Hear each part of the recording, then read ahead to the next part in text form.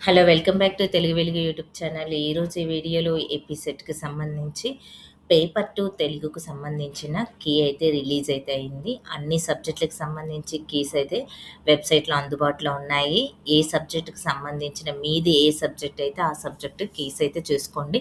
ఈరోజు నేనైతే తెలుగు కీ అనేది మీ ముందుకైతే తీసుకురావడం అయితే జరుగుతుంది.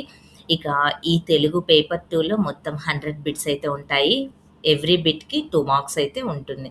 ఇప్పుడు తెలుగులో ఏ బిట్స్ వచ్చాయి అనేదైతే చూద్దాం. ఇక పేపర్ 1కి సంబంధించిన బిట్స్ 50 బిట్స్ అనేది ఛానల్‌లో అప్‌లోడ్ అయితే చేశాను. ఎవరైనా చూడకపోతే నేను ఐకార్డ్‌లో ఇస్తాను, ఎండ్ కార్డ్‌లో ఇస్తాను. అదైతే ఒకసారైతే చెక్ చేయండి. ఈ 100 బిట్స్ ఇప్పుడైతే మీరు ప్రాక్టీస్ చేయండి. ఈ 100 బిట్స్‌లో మీకెన్ని మార్క్స్ వస్తున్నాయి అనేది కూడా కామెంట్ చేయండి. చాలామంది ఫస్ట్ పేపర్ 1 పెట్టాను కదా! దాంట్లో వచ్చిన మార్క్స్ మీరు కామెంట్ చేయమంటే చాలామంది అయితే కామెంట్ చేశారు. మీ సబ్జెక్ట్ ఏదైతే ఆ సబ్జెక్ట్‌కి సంబంధించి అన్ని సబ్జెక్ట్‌ల వాళ్ళైతే కామెంట్ అయితే పెడుతున్నారు. మీకెన్నొచ్చాయో పెట్టండి. ఓవరాల్‌గా మీ సబ్జెక్ట్‌లో మీకు కట్ ఆఫ్ ఎంత వస్తుంది అనేదైతే చూడొచ్చు. ఇక టీజీ టెట్‌కి సంబంధించి కూడా నేను కట్ ఆఫ్ అయితే చెప్పడం అయితే జరిగింది. నే ఇప్పుడు ఏపీ మన తెలుగు వెలుగు యూట్యూబ్ ఛానల్‌లో టెట్, డీఎస్సీ, సెట్, నెట్‌కి సంబంధించిన సిలబస్, ప్రీవియస్ పేపర్స్ అన్నీ కూడా క్లాసెస్ కూడా అందుబాటులో ఉన్నాయి. మీరు ఎవరైనా ఫస్ట్ టైమ్ చూస్తున్నట్లయితే ఛానల్‌ని సబ్స్క్రైబ్ అయితే చేసుకోండి. ఈ హ్మ్, తెలుగు వెలుగు యూట్యూబ్ ఛానల్‌లో తెలుగుకు సంబంధించిన క్లాసెస్ అయితే ఉంటాయి. మిగతావన్నీ సిలబస్, ప్రీవియస్ పేపర్స్ అన్నీ కూడా మీకు తెలుగులో ట్రాన్స్‌లేషన్ చేసి మీకు అందించడం అయితే జరిగింది. ఎవరైనా చూడకపోతే ఛానల్‌ని ఒకసారి విజిట్ అయ్యి ఛానల్‌ని అయితే చూడండి. ఇక బిట్స్‌కైతే వెళ్ళిపోదామండి. ఫస్ట్ బిట్ ఏమొచ్చిందనేది చూద్దాం. ఒక ధ్వనిని ఉచ్చరించేటప్పుడు ముఖయంత్రంలోని అవయవాలు ఏ విధంగా ప్రవర్తిస్తున్నాయో పరిశీలించే ధ్వని శాస్త్ర శాఖ ఏమిటి అన్నారు. మనకి ఉచ్చరణాత్మక ధ్వని శాస్త్రము అని అంటారు. ఉచ్చరణాత్మక ధ్వని శాస్త్రము. యెల్లో కలర్ తీసుకో. అర్ధకాలు ఏ విధంగా కలిసి పదం ఏర్పడుతుందో చర్చించేది ఏంటి? మార్ఫాలజీ అని అంటారు. దక్షిణ ద్రావిడ భాషల్లోను, ఉత్తర ద్రావిడ భాషల్లోను బహువచన ప్రత్యయం ఏమిటి? బహువచన ప్రత్యయం అనేది వైకల్పికంగా జరుగుతుంది. మధ్య ద్రావిడ భాషల్లోని బ్రహుయిలోను వ్యతిరేక ప్రత్యయం ఏ భాషలో లాగా అన్ని పురుష ప్రత్యయాల ముందు ఉంటుంది. అన్ని పురుష ప్రత్యయాల ముందు ఉంటుంది అనేది తెలుగు భాష. తెలుగు భాష అనేది మధ్య ద్రావిడ భాష. తమిళము, కన్నడము, మలయాళము అనేది దక్షిణ ద్రావిడ భాషలకు చెందినవి. తెలుగు మధ్య ద్రావిడ భాష ఉపకుటుంబానికి చెందినదని మొదటిసారిగా చెప్పిన వారు ఎవరు అంటే మనకి భద్రిరాజు కృష్ణమూర్తి. ధ్వనులను ఉచ్చరించేటప్పుడు అవి గాలిలో కలిగించే విభిన్న ధ్వని తరంగాలను యంత్రాల ద్వారా నమోదు చేసి వాటిలో గల భేదాలను పరిశీలించే ధ్వని శాస్త్ర శాఖని ఏమంటారు అంటే ధ్వని తరంగాత్మక ధ్వని శాస్త్రము అని అంటారు. అచ్చులకు, హల్లులకు గుర్తులు వేరువేరుగా ఉండే లిపిని ఏమంటారు? అచ్చులకు, హల్లులకు ఉండేదాన్ని వేరువేరుగా ఉండే దానిని ధ్వని లిపి అని అంటారు. పోతన భాగవతంలోని 8వ స్కందాన్ని రచించిన కవి ఎవరంటే 8వ స్కందాన్ని బొమ్మెర పోతనే రచించడం అయితే జరిగింది. ఇక మడిగసింగన సకల నీతి సమ్మతం కోసం సేకరించినటువంటి గ్రంథాల సంఖ్య ఎంత? మనకి 17 గ్రంథాలనైతే సేకరించడం అయితే జరిగింది. మానము అంటే కడుక్కొని సరిపెట్టుకునే దాన్ని ఈ సినిగిపోయిన రైక ఎక్కనుంచి తెచ్చుకునేదిరా అని అత్యాచారానికి గురైన ఒక దళిత స్త్రీ ఆవేదనను కవిత్వీకరించిన వారు ఎవరు అన్నారు. మద్దూరి నాగేష్ బాబు. స్త్రీవాద దృక్పథంలో భావకవిత్వాన్ని విశ్లేషణ చేసిన వారు ఎవరు? జయప్రభ. స్త్రీవాద కవయిత్రుల గురించయితే చూసుకోండి మీరు. మనకి రేపు అసిస్టెంట్ ప్రొఫెసర్ జాబ్స్ అయితే పడబోతున్నాయి కదా! ఇవన్నీ కూడా మనకి తెలుగు అంతా కామన్ సబ్జెక్టే ఉంటుందండి. సెట్, నెట్, జేఎల్, డీఎల్ అన్నిటికి నేను సిలబస్ కూడా అప్‌లోడ్ అయితే చేస్తాను. చాలామంది జేఎల్ సిలబస్ అయితే అప్‌లోడ్ చేయమని అయితే అడుగుతున్నారు. అప్‌లోడ్ అయితే చేస్తాను. ఎవరనుకొందురో నన్ను ఏ ననతం ననంత శోక భీకర తిమిర లోకైకపతిని అని తనను తాను పరిచయం చేసుకున్నటువంటి కవి ఎవరు?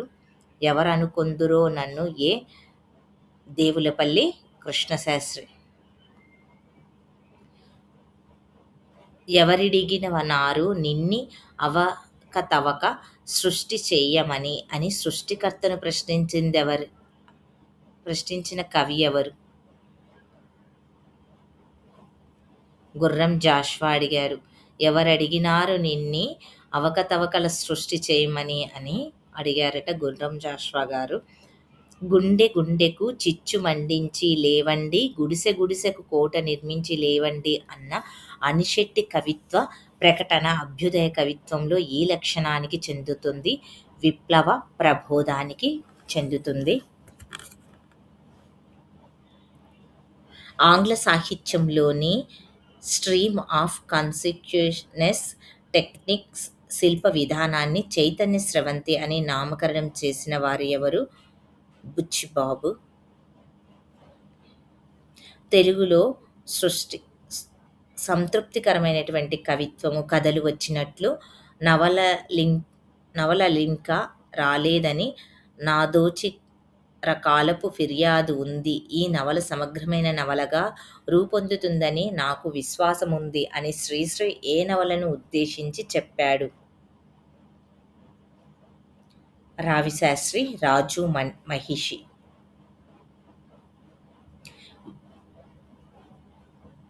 భారత ప్రభుత్వం ఆదిమ జాతుల్ని షెడ్యూల్డ్ ట్రైబల్‌గా పరిగణించిన సంవత్సరం ఎప్పుడు? 1950. జానపద గేయాలు, వీరగాథలు ప్రస్తావించినటువంటి వేద భాగం ఏమిటి? వేద విభాగం ఏమిటి అంటే ఋగ్వేదము. 13వ శతాబ్దంలోనే లాటిన్, జర్మనీ భాషల్లోకి అనువదించబడినటువంటి కథలు విష్ణు శర్మ పంచతంత్ర కథలు. విమర్శ చేసేటప్పుడు యముని కన్ను నిగూఢుడని గూడుగు రామ్మూర్తి పంతులు గారిచే ప్రశంసించబడినటువంటి విమర్శకుడు ఎవరు? కాశీభట్ల బ్రహ్మయ్య శాస్త్రి. కాళిదాసు కుమార సంభవానికి తొలుత వ్యాఖ్యానం రచించిన పండితుడెవరు? అరుణగిరి నాథుడు. కారావార స్త్రీకి వైదేహునకు జన్మించినటువంటి నిషాదులు ఆంధ్రులని చెప్పిన గ్రంథం ఏమిటి? మనుస్మృతి. ఋగ్వేదానికి తొలి భాష్యకారుడెవరు? మాధవభట్టు. సముద్రయానం చేసి వచ్చి బ్రాహ్మణుడు శ్రాద్ధభోక్తగా ఉండడానికి అనర్హుడని శాసించినటువంటి స్మృతికారుడు ఎవరు? మనువు. కుతుబ్ ఉల్ ముల్క్ బిరుదు వహించినటువంటి గోల్కొండ నవాబు ఎవరు? సుల్తాన్ కులీ. దీర్ఘంబు మీది హల్లునకు ద్విత్వము బహుళముగానగును. ఇతరములకు హల్లులు స్థిరములు అనే బాల వ్యాకరణ సూత్రంలోని ఇతరములు అంటే ఏమిటి? ఇతరములు అంటే ఇవి మనకి పరుష సరళములు. అభినవగుప్తునికి పూర్వమే ధ్వన్యాలోకానికి వెలువడిన వ్యాఖ్యాన గ్రంథం ఏమిటి? చంద్రిక.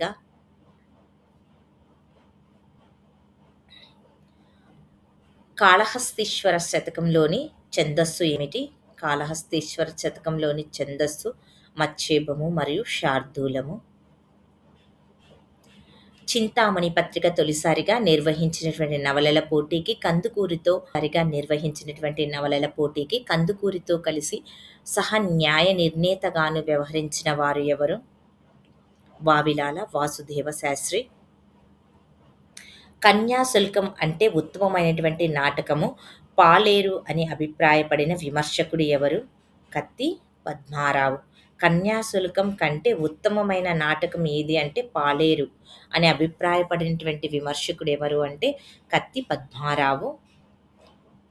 జయదేవుడు ప్రసన్న రాఘవమునకు కొక్కొండ వెంకటరత్నం పంతులు గారు చేసినటువంటి అనువాదము దోషభూయిష్టంగా ఉన్నదని ప్రకటించిన వారు. వేదం వెంకట రాయశాస్త్రి.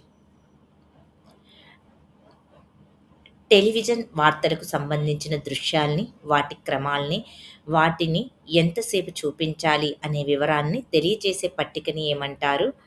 డోప్ షీట్ అంటారు. తులనాత్మక విమర్శకు మార్గదర్శకంగా నిలిచినటువంటి తొలి విమర్శకుడు ఎవరు? వెన్నెంటి రామచంద్రారావు. శరత్ బాబు కథలను మొట్టమొదటిసారిగాను తెలుగులోనికి అనువదించిన వారు ఎవరు? వేలూరి శివరామశాస్త్రి. ఈ క్రింది వాటిలో సరియైన సమాధానాల జంటను గుర్తించండి. ప్రాచీన కాలపు గ్రీకు భాషావేత్తలు మనకి ఎక్కువగా జతపరచము అనే బిట్స్ అయితే ఎక్కువగా రావడం అయితే జరుగుతుంది. 1 or 2. జెనో, డయనీసియస్ డ్రేక్స్. విజయరాఘవ నాయకుడి కావ్యాలు సంగీతసుధ, విజయరాఘవ నాయకుడు. మనకి జానకి కళ్యాణము, సత్యభామ వివాహము. ప్రాకృత శాసనాలు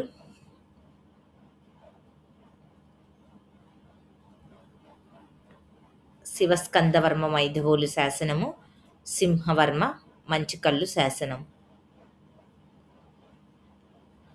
పదములో మిగిలిన అర్థకాల నుండి ఒక అర్థాన్ని విడదీయడానికి ఉపయోగించే సందర్భాలు బహువచన ప్రత్యయాలు, ఇతర విభక్తి ప్రత్యయాలు కలిసి ఉండడము, స్వతంత్ర ప్రయోగార్హత కలిగి ఉండడం. ఇవి రెండు కూడా మనకి సరైన సమాధానాలే.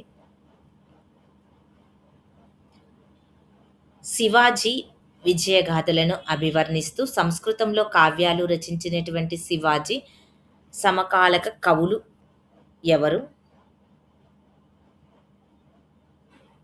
జయరామ కవి, పరమానంద కవి. జయరామ కవి, పరమానంద కవి.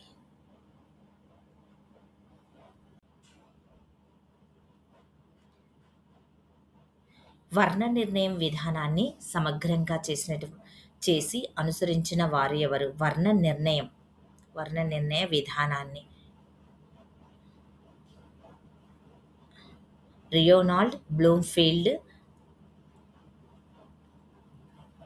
జెడ్.ఎస్. హారిస్. మానవ భాషకు సంబంధించిన ముఖ్య లక్షణాలు నిర్మాణ, వైవిధ్యము, ఉత్పాదన, శక్తి.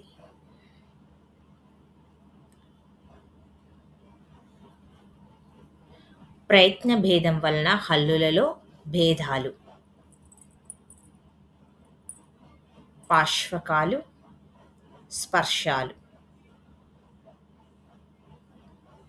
వర్ణ నిర్మాణ సిద్ధాంతాలను ప్రతిపాదించిన శాఖ ఏది? ప్రాక్శాఖా వర్ణ నిర్మాణము, బహువ్యాపక వర్గ నిర్మాణము.